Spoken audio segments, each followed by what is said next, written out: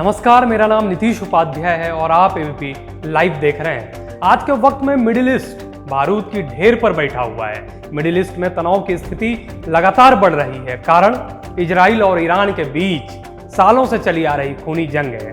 हाल ही में इजराइल ने एक के बाद एक अपने दो दुश्मनों को मार गिराया है। 30 जुलाई को हिजबुल्लाह के कमांडर फौद शुकर की हत्या हुई। 40 करोड़ के इनामी फौद शुकर को बेरूत में मारा गया।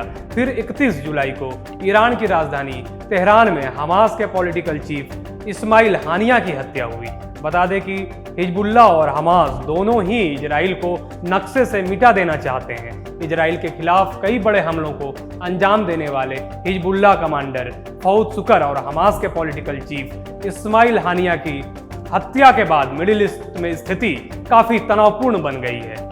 एक तरफ जहां ईरान ने कड़ी कार्रवाई करने का दावा किया है, तो वहीं इजराइल के प्रधानमंत्री बेंजामिन नेतन्याहू ने घोषणा कर दी है कि वो हर परिस्थिति के लिए तैयार हैं। अगर हमला किया गया तो कड़ा जवाब दिया जाएगा।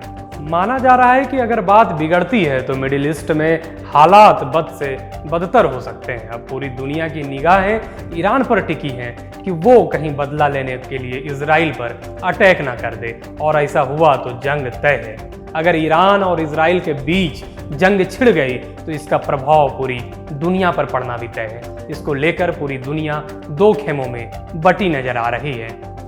ईरान और इजराइल का तनाव सिर्फ इन्हीं दो देशों तक सीमित नहीं है, बल्कि इसमें कई देश शामिल हैं। एक तरफ ईरान के साथ Iraq, Syria, Yemen, Qatar, Saudi Arabia, चीन, रूस और तुर्की जैसे मजबूत देश हैं, तो दूसरी तरफ इजराइल के साथ America, France, Germany, Britain, Jordan, Australia, New Zealand जैसे और कनाडा जैसे देश इजराइल के साथ हैं। हालांकि ईरान और इजराइल की जंग में इराक खुद को बैलेंस बनाए रखने की कोशिश कर रहा है।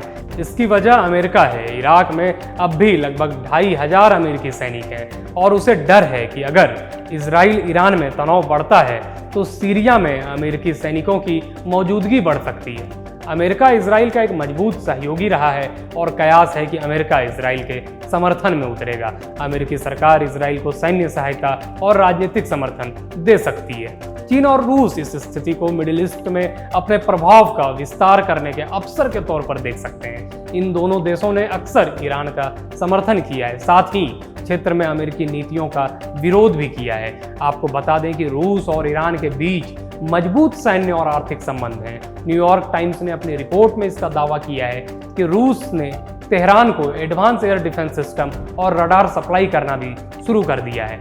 भारत अपने राजनीतिक हितों को ध्यान में रखते हुए सावधानी से कदम रखेगा। भारत इस स्थिति को शांतिपूर्ण तरीके से हल करने का प्रयास करेगा और दोनों पक्षों के साथ अच्छे संबंध बनाने की कोशिश करेगा।